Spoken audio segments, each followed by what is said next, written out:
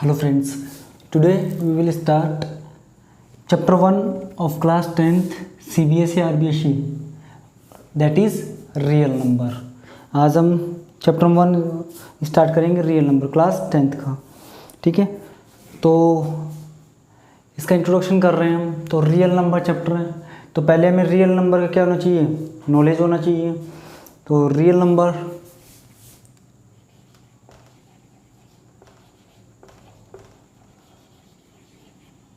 there are two types of real number. First one, rational number.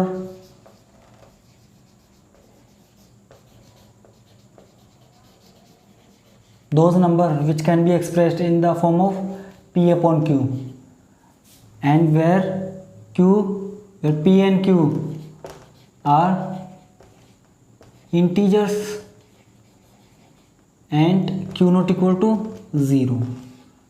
Those number which can be expressed in the form of p upon q are said to be rational number. Second one, irrational number.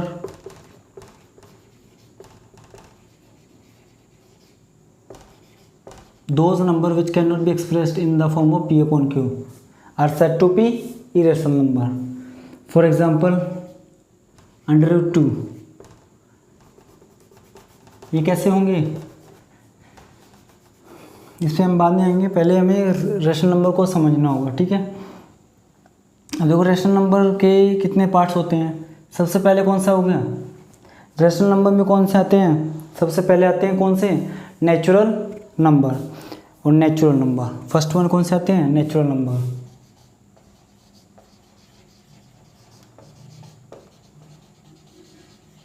Natural number को हम counting number भी बोलते हैं, क्योंकि counting कहाँ से start होती है, 1 से, फ्रॉम 1। इनको हम काउंटिंग नंबर्स भी बोलते हैं। ठीक है, नेचुरल नंबर कहाँ से कहाँ तक होते हैं, from 1 to infinite, 1 2 3 dot dot dot. और इन्फाइनाइट शो करना है आपको, तो कितनी डॉट आनी चाहिए, 3 ही डॉट आनी चाहिए। 3 से ज़्यादा डॉट आप बिल्कुल नहीं लगाओगे। ठीक है, इन्फाइनाइट को अगर आपको शो करना है तो। सेकेंड वन आते हैं कौन से, whole number. Whole numbers, whole numbers क्या होते हैं, नेचुरल नंबर में आप 0 ऐड कर दो तो क्या हो जाएंगे, होल नंबर हो जाएंगे। 0 1 2 3 डॉट डॉट डॉट। जो थर्ड वन है वो है इंटीजर, इंटीजर्स। ठीक है, इंटीजर्स में एक तो न्यूट्रल नंबर होता है 0। 0 के आरएचएस साइड में कौन से होते हैं, पॉजिटिव इंटीजर होते हैं। ठीक है ना, इन्फाइनाइट तक। ठीक है, 0 के एलएचएस में क्या होते हैं, नेगेटिव इंटीजर, इन्फाइनाइट तक, माइनस इन्फाइनाइट तक। जो फोर्थ वन होंगे वो कौन से होंगे, फ्रैक्शन। और फ्रैक्शंस क्या होते हैं, fractions are numbers which can be used to count parts. Fraction वो नंबर होते हैं जो काउंट को जो पार्ट्स को ना काउंट करने के यूज़ में आते हैं। तो इस बात को हम लिख रहे हैं, fractions are numbers which is used to count parts। Parts को काउंट करने में किसका यूज होता है, फ्रैक्शंस का यूज होता है। अब जो फ्रैक्शंस हो वो कितनी टाइप्स की होती है, 2 टाइप्स। फ्रैक्शन है ना, वो 2 तरीके से हो सकती है। फर्स्ट वन कैसे होगी, देखो फर्स्ट वन होगी terminating decimal fraction. Terminating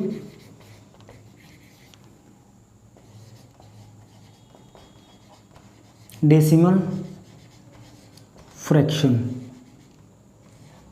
terminate का मतलब होता है रुक जाना। ठीक है ना, जैसे फॉर एग्जांपल 1/2 है, ये क्या होगा 0.5 होगा।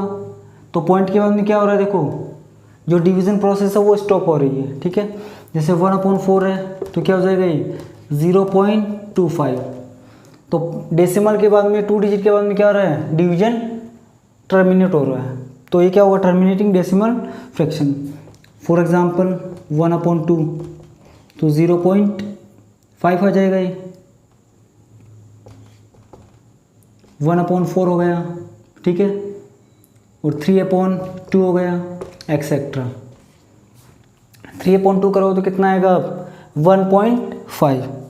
जो सेकंड फ्रैक्शन वो कैसी है देखो, non terminating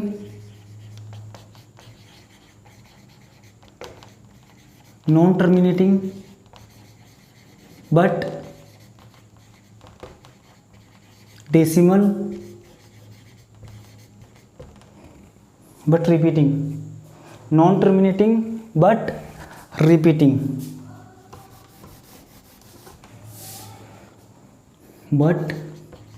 repeating,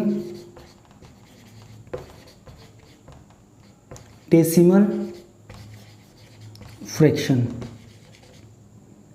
for example 1/3 करोगे आप तो कितना आएगा, 0.333 एंड सो ऑन, ठीक है। तो आप इसको क्या लिख सकते हो, 0.3 बार का मतलब क्या होगा, वही नंबर बार बार क्या हो रहा है, रिपीट हो रहा है, ठीक है।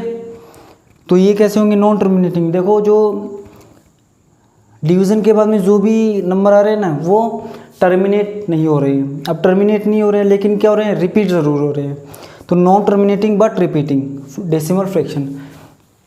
तो all natural numbers are rational number, ठीक है, और whole numbers are rational number, all integers are rational number, ठीक है ना।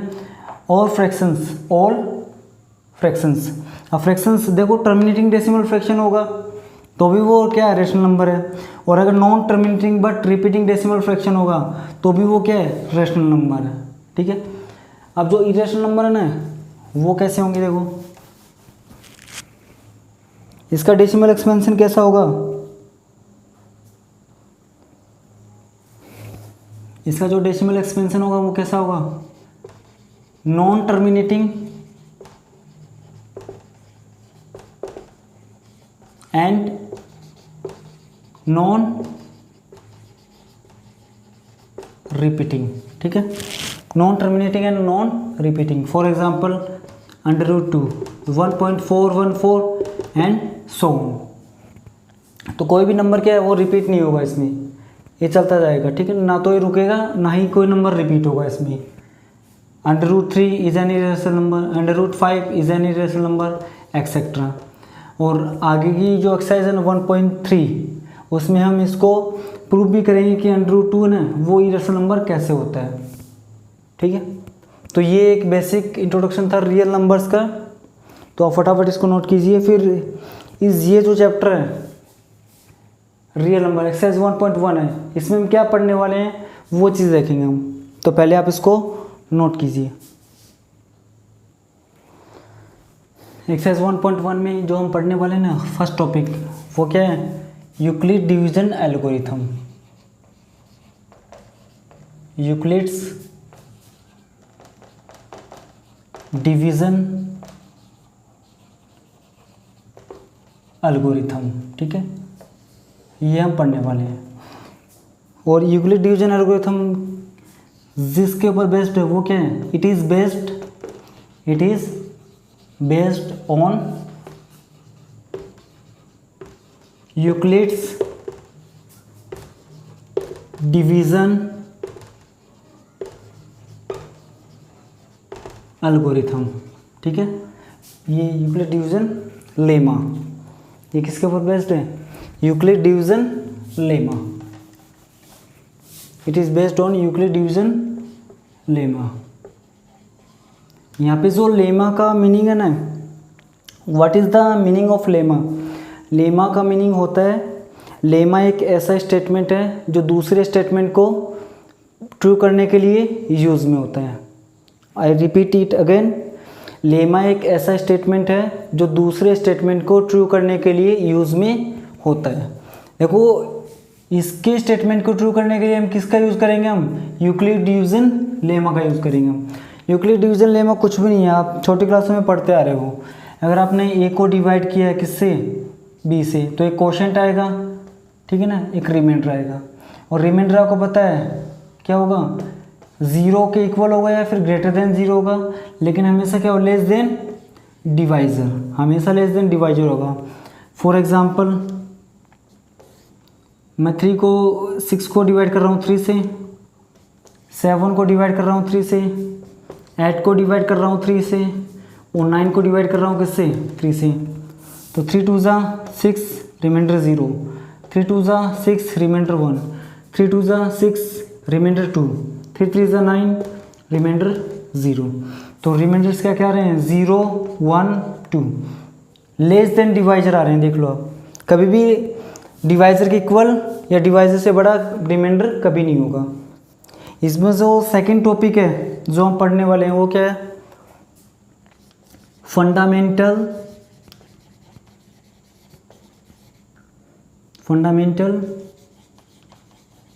Theorem of arithmetic. जो नेक्स्ट टॉपिक पढ़ने वाले हैं ना वो ये है, फंडामेंटल थ्योरम ऑफ अरिथमेटिक। और ये कंसेप्ट है वो भी आपकी छोटी क्लासों में ना बहुत बार पढ़ा हुआ है, बस उसका नाम चेंज करके यहाँ पे ये लिख दिए, फंडामेंटल थ्योरम ऑफ अरिथमेटिक। तो फटाफट इसको नोट कीजिए। देखो यूक्लिड डिवीजन एल्गोरिथम, इसकी क्या क्या किस में यूज़ होगा ये यूक्लिड डिवीजन एल्गोरिथम। तो फर्स्ट क्या होगा, it is technique,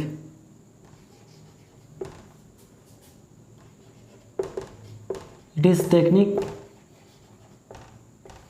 which is used to compute HCF of two numbers। ये एक ऐसी टेक्निक है जिससे हम क्या दो नंबर का HCF फाइंड कर सकते हैं, ठीक है। सेकंड जो इसमें थिंग है नोट करने वाली वो क्या है, इट इज़ बेस्ड ऑन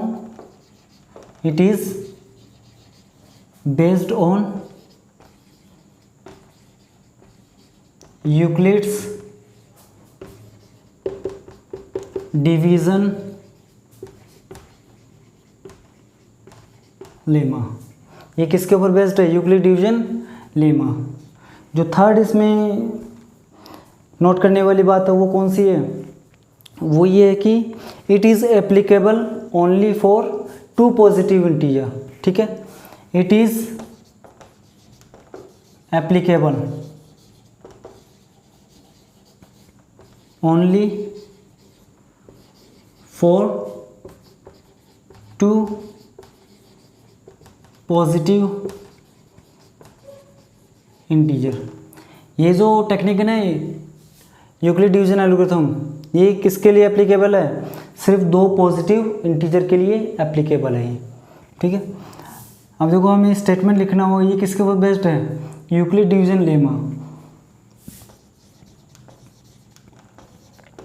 तो हम यूक्लिड डिवीजन लेमा ना इसका स्टेटमेंट लिख रहे हैं, Euclid division lemma.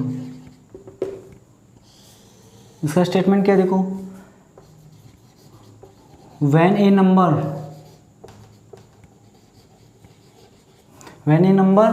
a is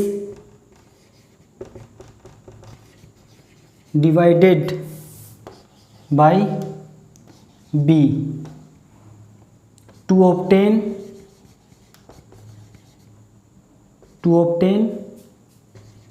quotient q and remainder r, then there exists a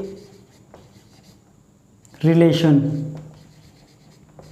between a, b, q and r, and that is, अगर मैं ए को डिवाइड कर रहा हूँ बी से, तो ए क्या हो गया मेरा डिविडेंड हो गया, बी क्या हो गया डिवाइजर हो गया, क्यू क्या हो गया क्वोशिएंट हो गया, आर क्या हो गया रिमाइंडर हो गया। वेयर आर की वैल्यू क्या होगी 0 और greater than 0 but less than divisor B. A जो ए है ना हमारा वो क्या है डिविडेंड, और बी क्या है हमारा डिवाइजर, इनटू में क्वोशिएंट,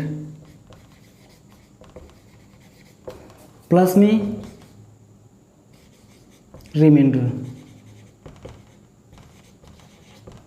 ठीक है, तो पहले हमें किसका कंसेप्ट समझना है, कंसेप्ट ऑफ HCF। ठीक है, तो पहले हम HCF का कंसेप्ट समझेंगे, पहले इसको आप नोट डाउन कीजिए।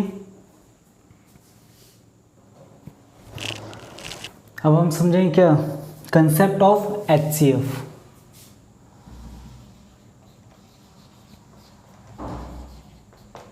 हमने छोटी क्लासों में किया है HCF हाईएस्ट कॉमन फैक्टर। ठीक है, तो मैं 2 नंबर ले रहा हूँ, एक तो 18 और एक 24। तो पहले मैं देख रहा हूँ फैक्टर्स ऑफ 18। अब फैक्टर की डेफिनेशन क्या है आप सभी को आनी चाहिए, factor is a number which can divide the given number. Factor एक ऐसा नंबर है जो गिवन नंबर को डिवाइड कर देगा।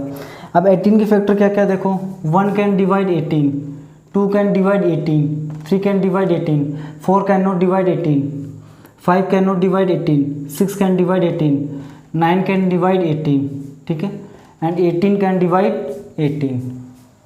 And what is the factors of 24?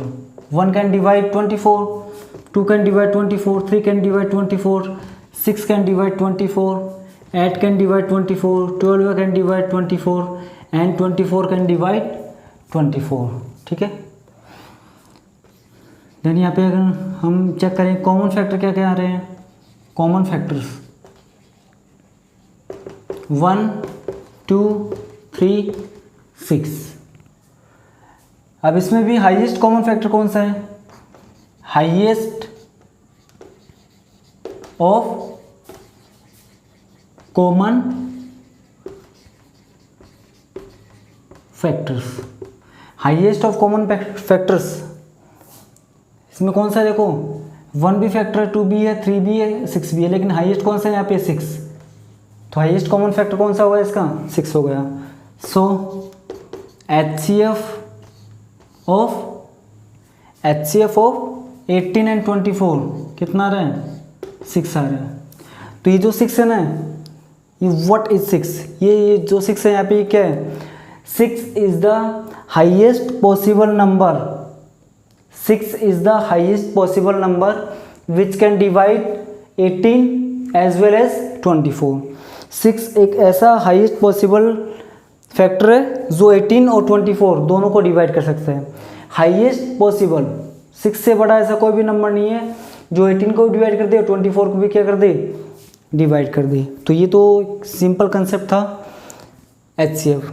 अब हम 18 और 24 का HCF फाइंड करेंगे किससे, यूजिंग यूक्लिड डिवीजन एल्गोरिथम। तो एक एग्जांपल करते हैं, determining the HCF of determining the HCF of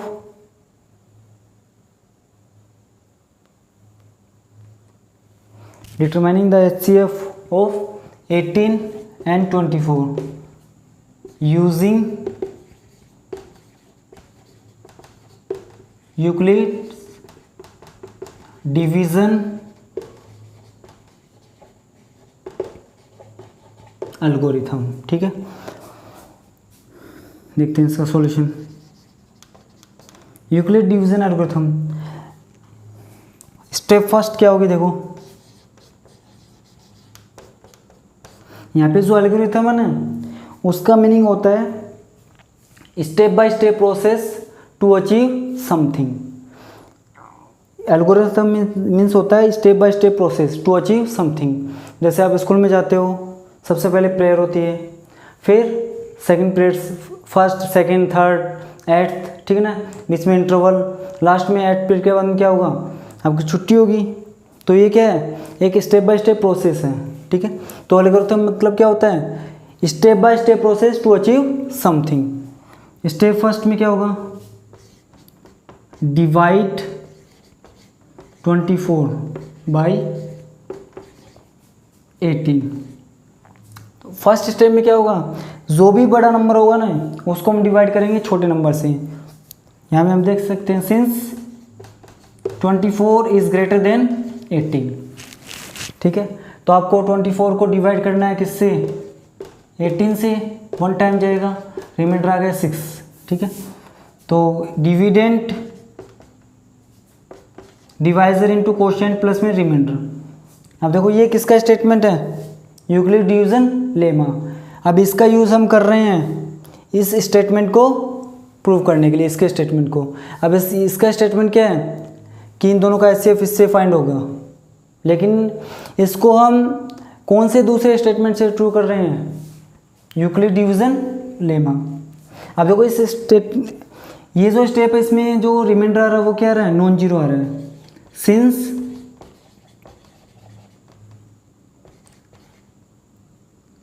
reminder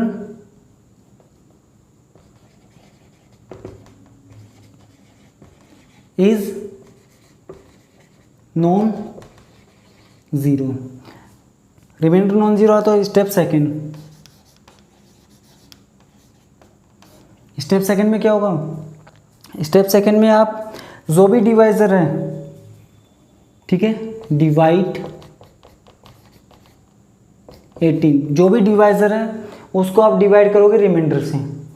divide 18 by 6, इसका मतलब क्या है, डिवाइजर है ना, आपको उसको डिवाइड करना है किससे, रिमाइंडर से। बस ये चीज़ ध्यान रखना।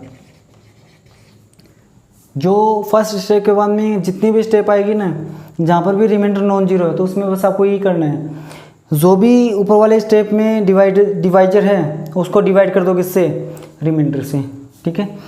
तो 18 को अगर मैं डिवाइड करूँगा किससे, 6 से, तो 6 3 18, रिमाइंडर 0। तो देखो 18 6 इंटू कोशेंट प्लस में रिमाइंडर, ठीक है। Since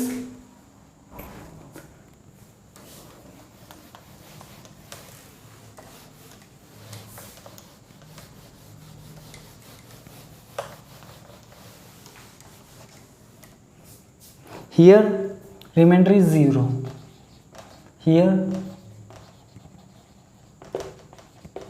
remainder is 0, and according to Euclid's division algorithm, if remainder is 0 in any step, if remainder is 0 in any step, then divisor of that step will be equal to HCF। वो क्या होगा, HCF होगा। सो यहाँ पे बताओ आप क्या हो जाएगा, HCF ऑफ 18 and 24 क्या हो जाएगा। सेकंड स्टेप में क्या आ रहा है, रिमाइंडर 0 आ रहा है, तो सेकंड स्टेप का देखो डिवाइजर कितना है, 6, तो ये HCF हो जाएगा इनका, ठीक है। और हमने जो कॉमन फैक्टर है उनसे देखा था, तो उससे भी HCF कितना आया था, 6 आया था, ठीक है। अब इसकी खास बात ये है कि हमें बार बार में ना फैक्टर नहीं करने पड़ रहे हैं नंबर्स के, बिना फैक्टर हम पता लगा रहे हैं कि HCF क्या होगा। This is the importance of Euclid division algorithm. आपको बार बार है ना हर एक नंबर के फैक्टर नहीं लिखने पड़ेंगे, आप बिना फैक्टर भी बता सकते हो कि 2 नंबर का HCF क्या होगा। तो this is the introduction class of chapter 1 real number exercise 1.1। ठीक है, अब जो नेक्स्ट क्लास होगी उसमें हम इसके एग्जांपल्स करेंगे।